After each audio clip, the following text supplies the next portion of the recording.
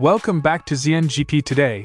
Dani Pedrosa, in his DAZN analyst role, broke down the Hungarian GP, a weekend where Marc Márquez delivered yet another double victory at Balaton Park, joined on Sunday's podium by Pedro Acosta and Bezzecchi.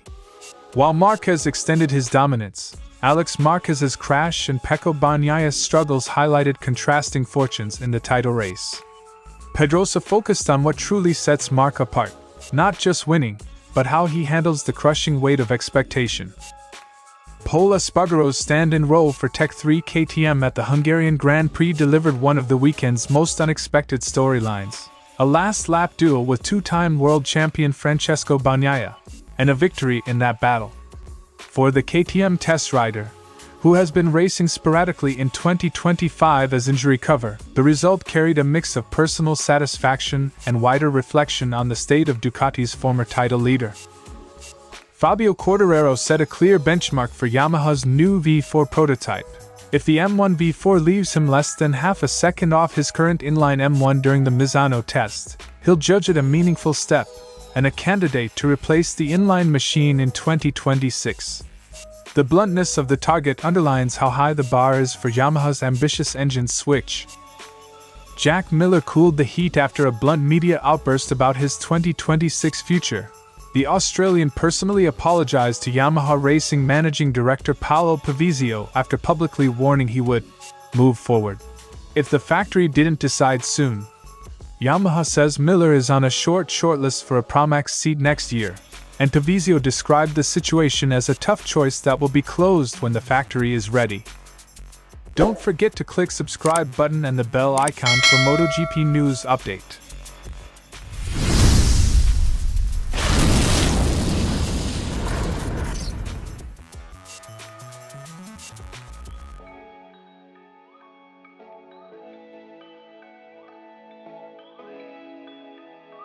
Pedrosa admitted that words almost fall short when describing Marc's dominance.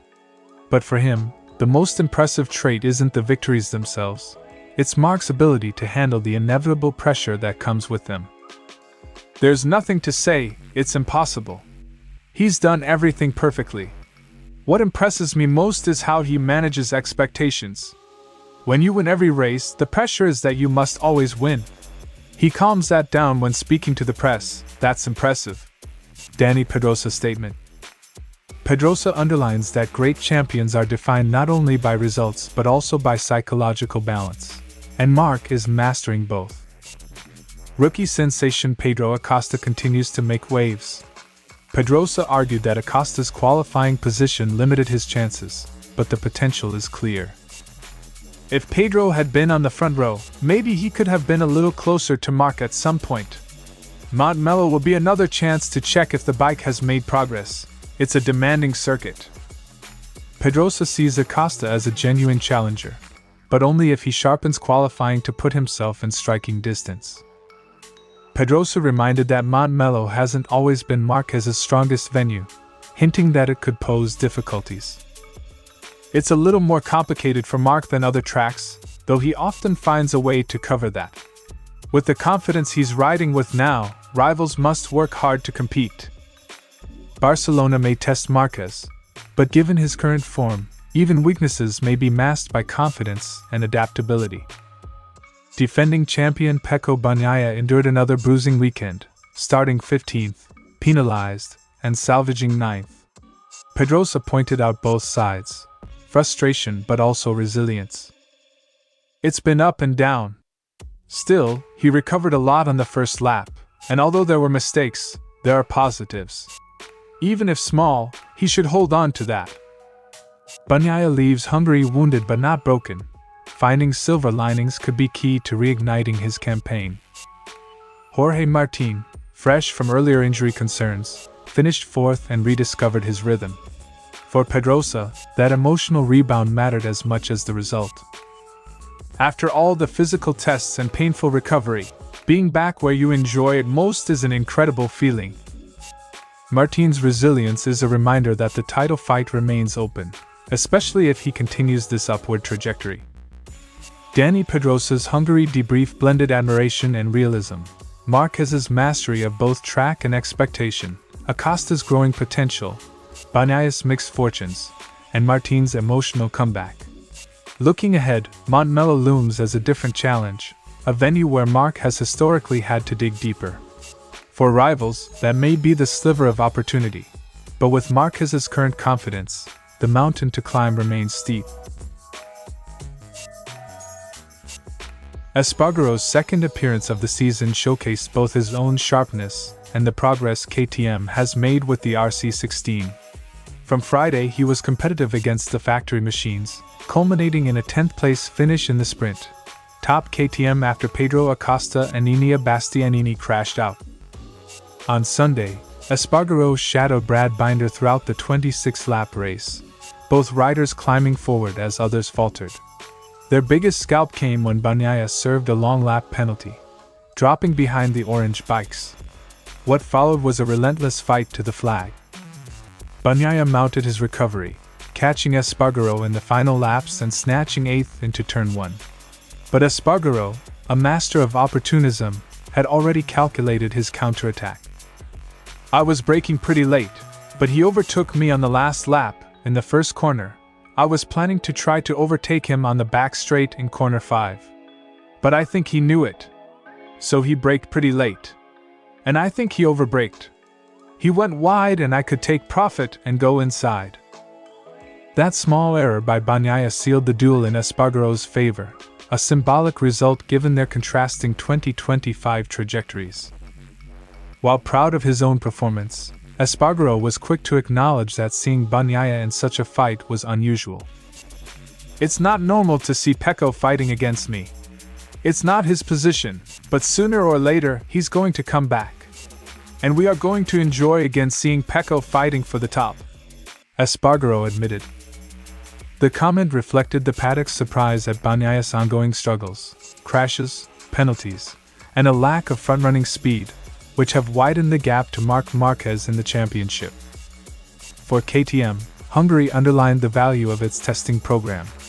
3 of its riders, Acosta, 2nd, Binder, 7th, and Espargaro, 8th, finished inside the top 8. It was a solid weekend for KTM, and all the work done in the background with the test team is paying off. I am so happy for Pedro, and even if he crashed, Enea was amongst the fastest all weekend too, so we can be proud, Espargaro said. The Spaniard also took time to highlight the team's resilience and his own enjoyment of the unexpected opportunity to race again at this level. Despite his positive outing, Espargaro emphasized that he remains a substitute, hoping for Maverick Vinales to rejoin soon after his shoulder injury. I have enjoyed this weekend a lot, although I also wish for Maverick to be back as soon as possible with us. Pol Espargaro's Hungarian Grand Prix was a reminder of his tenacity and KTM's steady progress, but also a striking snapshot of Bagnaia's current difficulties. The image of a 2-time champion dueling a stand-in test rider for 8th place summed up the Ducati rider's season. For Espargaro, though, it was validation that even part-time, his speed and racercraft remained sharp.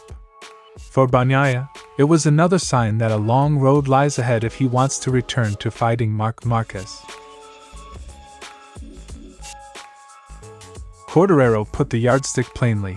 A less than or equal to 0.5s gap to the existing M1 on his first run would be a good step. That's pragmatic, close enough to indicate the V4's baseline performance is competitive, while accepting the bike will still need further work. I think that if I try it and I'm less than half a second off my lap time, I think it's a good step. Setting a numeric goal focuses the team and avoids vague promises. Either the prototype proves its case on track, or it doesn't. Yamaha will run the V4 in the Misano weekend's wildcard, Augusto Fernandez, and then use the Monday test for factory evaluation with Quartararo. That staged rollout lets engineers gather race stress data before asking their lead rider for a full verdict. Wildcard racing followed by a factory rider test is the fastest path to meaningful development feedback while keeping the championship riders protected from first-run glitches. Quartararo emphasized raw engine performance as crucial, not just lap time parity. He needs drive and top end to prepare and execute overtakes. Without competitive power, the bike won't be a true race weapon even if corner speed is decent. he said engine performance is one of the most important factors and that without top power the bike won't let him fight in races. In MotoGP, the balance between cornering agility and engine tractability decides overtaking chances. The V4 must deliver on both. The V4's current test runs have been conservative. Engineers have reportedly capped output during early running. Augusto Fernandez has said the engine isn't yet at full power, so Misano will be as much about package behavior as raw HP numbers. A prototype's first public weekend is often a break-in, gather data, prove reliability, then unleash performance in measured stages. Yamaha's rule is clear: the V4 must be at least as good as the inline M1 to replace it. Quartararo's less than or equal to 0.5s target is therefore both a technical test and a political one, a way to align rider confidence, factory resources, and the tricky logistics of shifting all riders to a new architecture. Replacing a proven, championship-winning platform is high stakes. Success at Misano would be a green light. Failure costs development time and competitiveness. Quartararo has turned Yamaha's V4 question into a measurable challenge. Less than half a second at Misano, and the prototype earns serious consideration. The weekend will produce more than lap times. It will reveal traction, electronics integration, and race behavior under stress. For Yamaha, Misano is no longer just a home test. It's the first public exam for the factory's next big decision.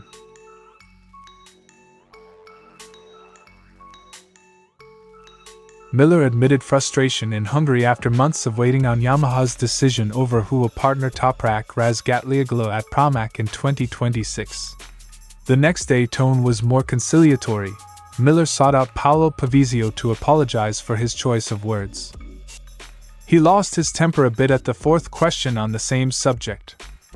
"I love Jack, he's a great guy, and he came last night to apologize for his words." Paolo Pavizio's statement. Public impatience is common in high-stakes contract sagas. The apology helps tidy fences with a factory that still appears interested.